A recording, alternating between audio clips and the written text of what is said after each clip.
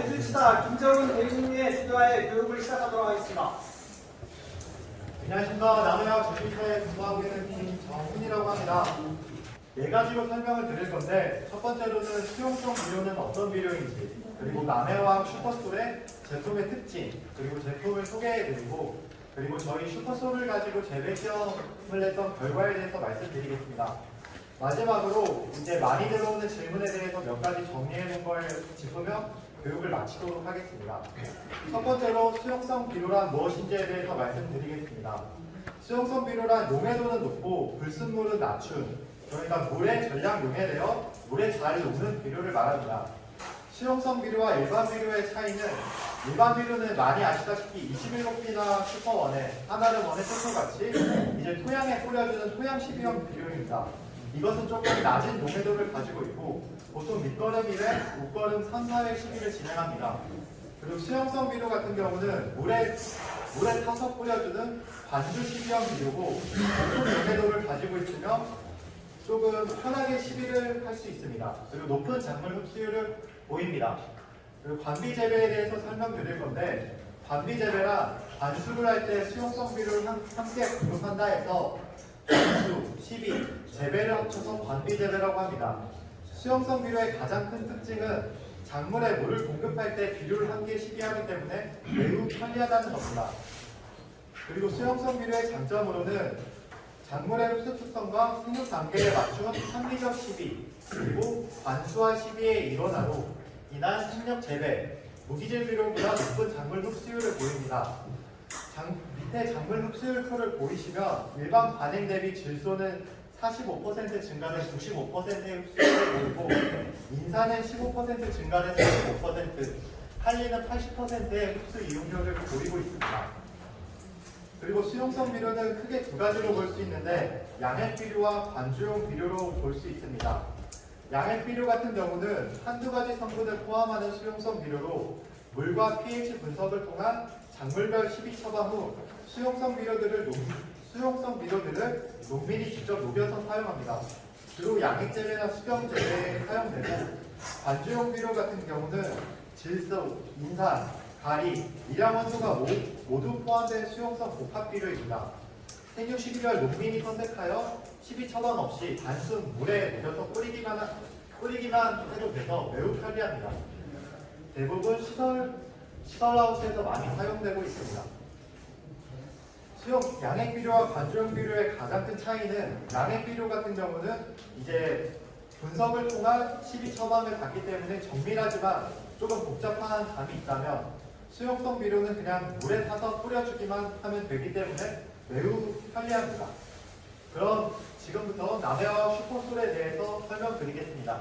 남해와 슈퍼솔은 좌측부터 해서 슈퍼솔 밸런스 19, 19, 19로 밸런스가 잡히게 질소, 인산, 가리가 들어있고, 순차적으로 질소가 많은 고질소, 인산이 많은 고인산, 가리가 많은 고칼리, 그리고 이제 추비용으로 이번에 새로 출시된 NK 비료 총 5가지가 있습니다.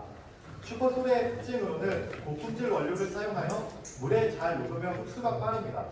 그리고 국내 토양에 모자른 철이 다량으로 함유되어 있어 국내 토양에 매우 적합합니다.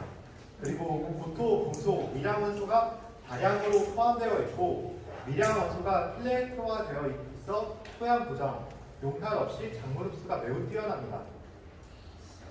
그리고 그 수용성 비료의 가장 큰 단점이 이제 한 포를 전부 다 뿌리는 게 아니라 1kg, 2kg 이렇게 나눠서 뿌리기 때문에 그냥 보관을 하게 되면 흡수나 고결이 많이 생기기 때문에 저희는 알루미늄 코팅 재질과 지퍼백을 더해서 외부 수분을 차단해서 고결이나 흡습을 막아주고 있습니다.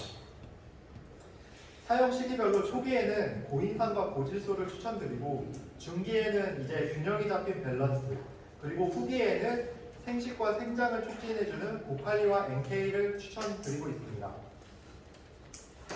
비종별로 설명드리자면, 초기에 사용하는 고인산 같은 경우는 생육 초기 인산이 필요한 토양에 적합하고 뿌리 생장 및 분화 증가 효과가 있습니다.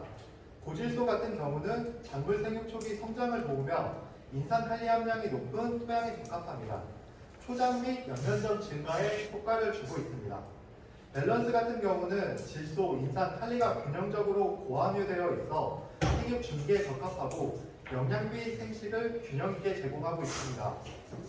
고칼리 같은 경우는 수정 및 착과, 고품질 작물 생산에 유용한 칼리 및 고토 함량이 높아 수확기에 적합하고 대화 촉진 및 과실 비대에 영향을 주고 있습니다. 마지막으로 NK 같은 경우 작물이 열매를 맺는 생육 중기에서 후기에 적합하고 수확 후에도 초세를 회복시켜 지속적인 수확이 가능하도록 합니다.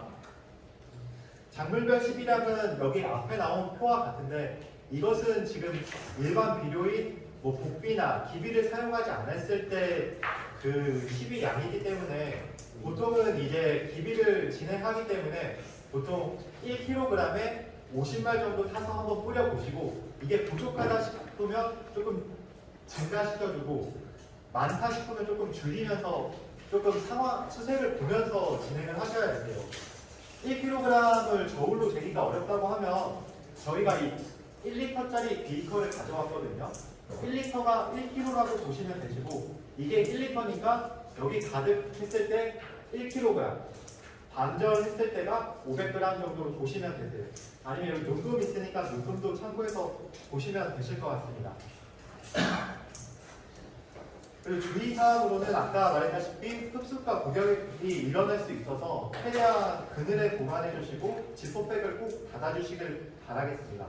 그리고 이제 밑거름을 뿌리시거나 이제 생육 상태를 보면서 시비량을 조금 가감해서 사용해 주시길 바라겠습니다.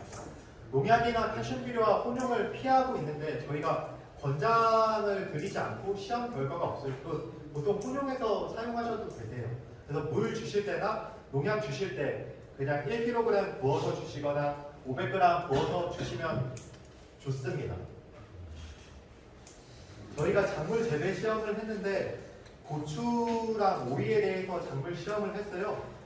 4가지 경우로 해서 했고 무처리, 이제 비료 시비가 없이 한 거, 관행 시비, 그냥 일반 무기질 비료랑 목걸음 해서 했을 때 한 거, 그리고 비싼 수입산 비료를 수용성 비료를 사용했을 때, 그리고 저희 슈퍼솔을 사용했을 때 이제 분석을 진행했고 이제 여하튼 비료가 없는 것보다는 확실히 생산량이 많이 증가했어요. 근데 수용성 비료에 비해서는 약 5%가 증가돼서 상품 수량 지수 맨 우측 빨간 글씨만 보시면 되시거든요. 슈퍼솔 했을 때 105.6, 그냥 수용성 비료를 생각했을 때 100.8, 관행 시비 했을 때 100으로 갔을 때 약 5%의 증수 효과가 있다.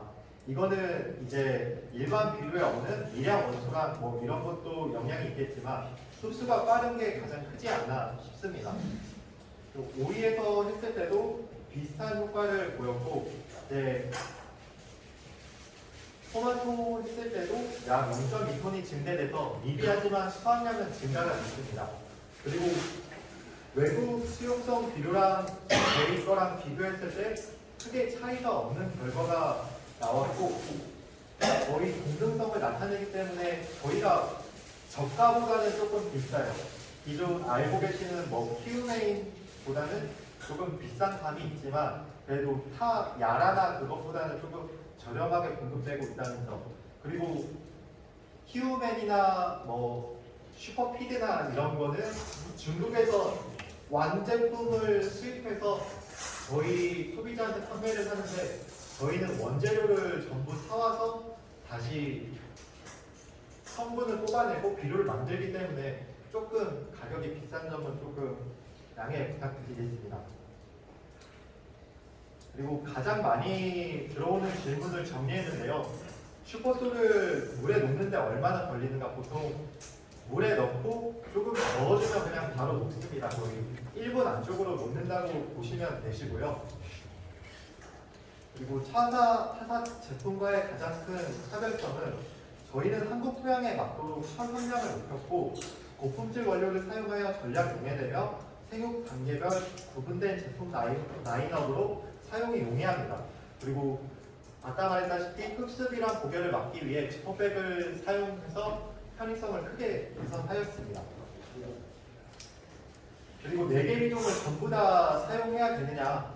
꼭 그렇지만도 않고 한두 개 비룡을 사용하시고 거기에 뭐 일반 비료를 같이 섞어서 뿌려주셔도 좋습니다.